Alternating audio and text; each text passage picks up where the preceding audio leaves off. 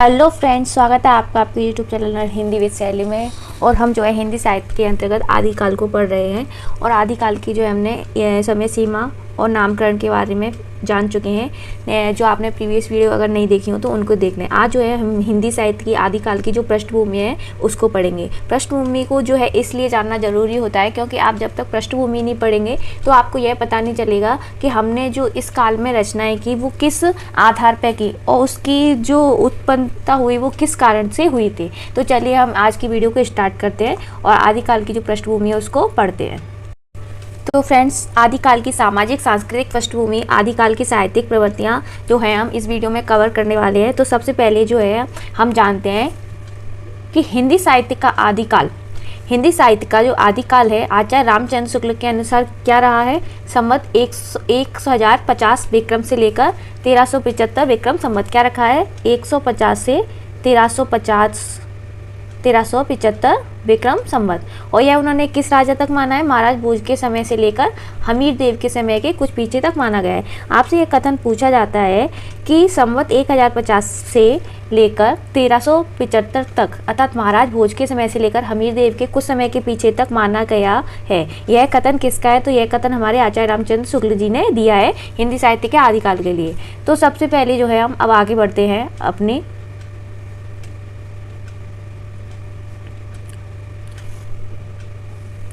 कुछ अन्य विद्वान जो हैं यथा डॉक्टर रामकुमार वर्मा जी, जो कहते हैं कि इसका जो समय है 8वीं शताब्दी से लेकर 14वीं शताब्दी तक स्वीकार किया गया है। किसका समय, आदिकाल का। किसका समय स्वीकार किया गया है, आदिकाल का समय।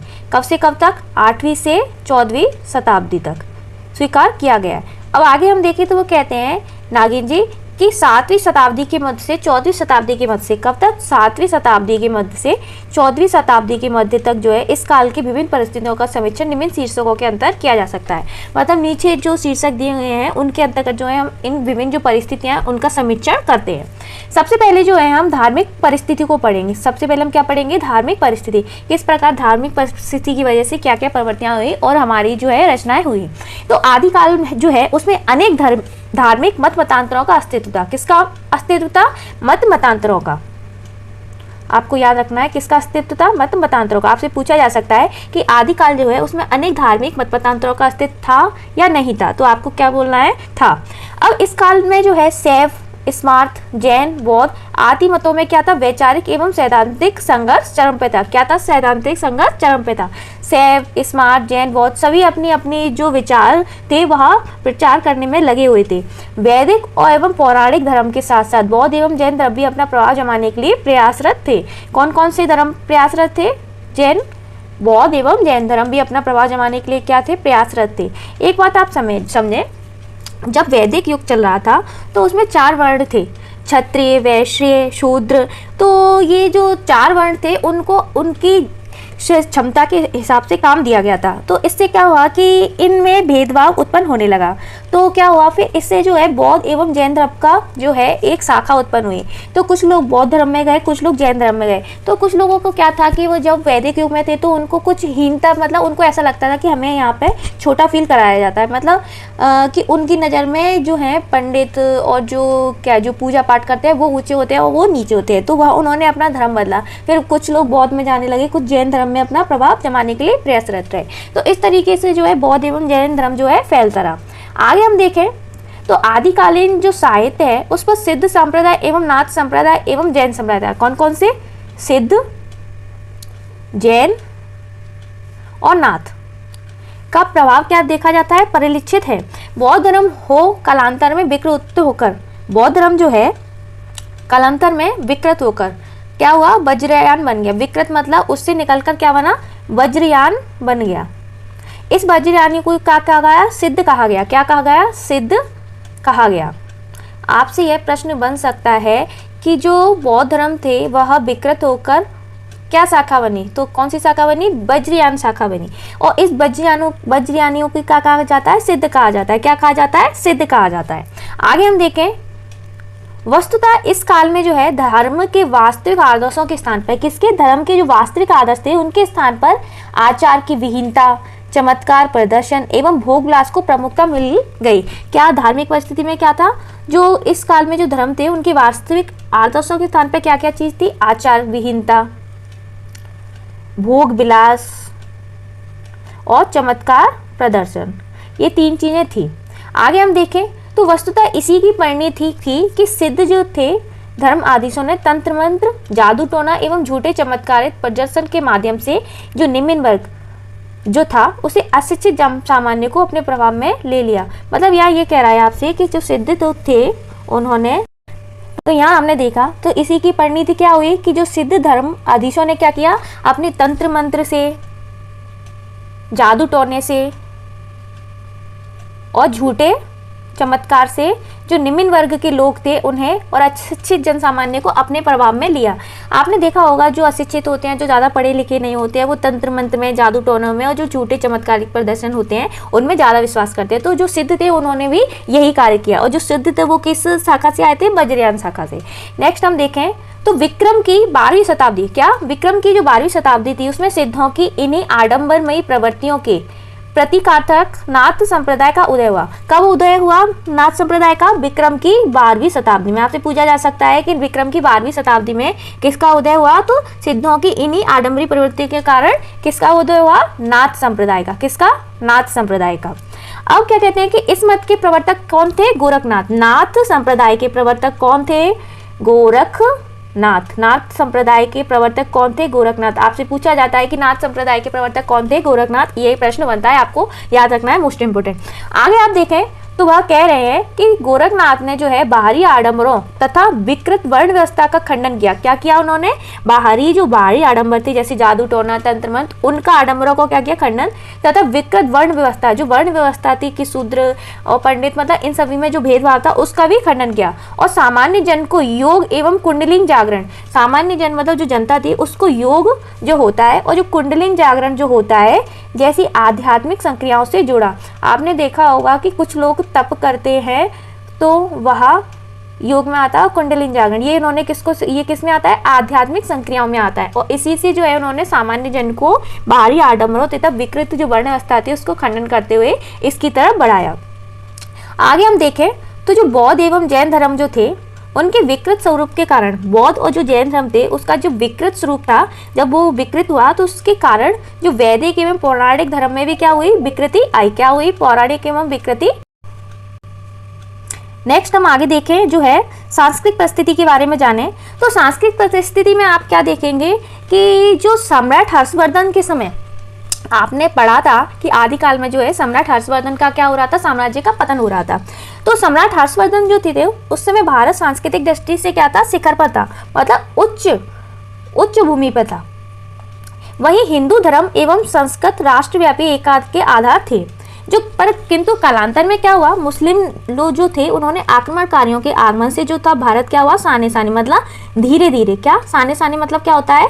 धीरे धीरे मुस्लिम संस्कृति में भी प्रभावित होता गया। जब जब कोई भी संस्कृति या कोई भी इंसान जब आता है तो उसकी संस्कृति का भी जो प्रभाव है हमारे ऊपर पड़ता है। तो ऐसे ही हमारे भारत में हुआ, जब सम्राट हर्षवर्धन जो थे तब मुस्लिम आक्रमणकारियों के जो आगमन था उन्होंने साने साने मतलब धीरे धीरे मुस्लिम संस्कृति में भी वहाँ प्रभावित होता गया। हिंदू जो है धर्म संस्कृति राष्ट्रव्यापी एकता के आधार थे। क्या थे? हिंदू जो है धर्म संस्कृति राष्ट्रव्यापी एकता के क्या थे? आधार थे। किंतु क्या हुआ? देखिए हम साधारणतः हिंदी साहित्य का जो आदिकाल उस समय आरंभ हुआ जब से भारतीय संस्कृति उत्कर्ष के चरम आरोहण पर हो चुकी थी। हिंदी साहित्य का जो आदिकाल है वह कब आरंभ हुआ था? जब भारतीय संस्कृति कहाँ थी? उच्च चरम पे थी। कहाँ थी? उच्च चरम पे थी। जब उसने भक्ति काल को क्या किया? अपना दायित्व दिया। भक्ति काल को क्या दिया? अपना दायित्व दिया। यहाँ से ये क्वेश्चन बनता है कि हिंदी साहित्य का जो आदिकाल है उस समय कहाँ से आरंभ हुआ? तो जब भारतीय संस्कृति क्या थी? उच्च उत्कर्ष के चरम पर आरूढ़ हो चुकी है और जब उसने भक्ति काल को अपना दायित्व दिया। आगे देखते हैं हम। उस समय मुस्लिम संस्कृति के स्वर्ण शिखर स्थापित होने लगे थे। क्या होने लगे थे? स्वर्ण शिखर। क्योंकि हर्षवर्धन के समय जो है मुस्लिम जो लोग थे वो आक्रमण कर रहे थे और उनकी जो मुस्लिम संस्कृति थी उसका भी प्रभाव जो है हमारे प्रलिचित होता है। तो वहीं हम कह सकते हैं कि मुस्लिम संस्कृति के भी स्वर्ण शिखर पर स्थापित थे, होने लगे थे। हिंदुओं की स्थापत्य कला, हिंदुओं की जो स्थापत्य कला थी वह क्या थी, धार्मिक भावना से, किससे, धार्मिक भावना से ओतप्रोत थी। क्या थी, धार्मिक भावना से ओतप्रोत होने के साथ साथ अत्यंत उच्च कोटि की थी। कैसी थी, उच्च कोटि की थी। तो यहाँ जो है हमने ये सामाजिक परिस्थिति में पढ़ा। नेक्स्ट हम जानते हैं इस परंपरा में आदिकालीन भारतीय संस्कृति, इस परंपरा में जो है आदिकालीन जो भारतीय संस्कृति जो थी उत्कर्ष प्राप्त निज परंपरा के हिरास तथा इस्लाम के समरस की ऐसी कहानी है। किसकी, निज जो परंपरा थी उसके हिरास, मतलब हिरास जो होता है किसी चीज में कमी होना, क्या होना, कमी होना, तथा इस्लाम के सम्मिश्रण, मतलब इस्लाम का मिश्रण था, किसमें, भारतीय संस्कृति में, किसमें, भारतीय संस्कृति में इसका मिश्रण था। तो उसकी एक ऐसी कहानी है ये जिसमें कलात्मक चेतना का मुक्त और जीवंत स्वरूप बहुत कम मिलता है, जिसमें कलात्मक जो चेतना है उसका मुक्त और जीवंत स्वरूप बहुत कम मिलता है। इस काल को जो है हम हिंदू मुस्लिम संस्कृति का संक्रमण काल कहते हैं। किसको, आदिकाल जो है उसमें जो सामाजिक स्थिति उसमें जो है हिंदू मुस्लिम जो संस्कृति उसका हम इसे क्या कहते हैं, संक्रमण काल कहते हैं। तो यहाँ से ये इंपॉर्टेंट लाइन है, से आप याद रखें, आपसे प्रश्न पूछा जा सकता है कि हिंदू मुस्लिम संस्कृति का जो संक्रमण काल है किस काल को कहा गया है, तो किसे कहा गया है, आदिकाल को। आगे जो हम देखें साहित्यिक वातावरण के बारे में क्या बताया गया है, तो आदिकालीन जो साहित्य की 3 धाराएं थी, क्या थी, 3 धाराएं जो थी वह कब से कब थी, 9 से 11वीं शताब्दी से। आपसे पूछा जा सकता है कि आदिकालीन जो साहित्य की जो 3 धाराएं थी वो कब से कब तक थी, 9 से 11वीं शताब्दी तक। नेक्स्ट हम देखें तो ये 3 धाराएं क्या थी, तो सबसे पहले जो है परंपरागत संस्कृत साहित्य की रचना करना, परंपरागत किसकी, संस्कृत साहित्य की रचना करना, किसकी, संस्कृत साहित्य की रचना। नेक्स्ट हम देखें प्राकृत और अपभ्रंश, क्या, प्राकृत एवं अपभ्रंश साहित्य भी प्रभुत मात्रा में इसी युग में लिखा गया। कौन सा साहित्य लिखा गया, प्राकृत एवं अपभ्रंश साहित्य भी इसमें प्रभुत मात्रा में लिखा गया। तीसरी धारा क्या थी, हिंदी भाषा में लिखे जाने वाले साहित्य की थी, क्या थी, तीसरी धारा हिंदी भाषा में लिखे जाने वाले साहित्य की थी। तो सबसे पहले हमने देखा कि इसमें संस्कृत साहित्य था, क्या था इसमें, संस्कृत।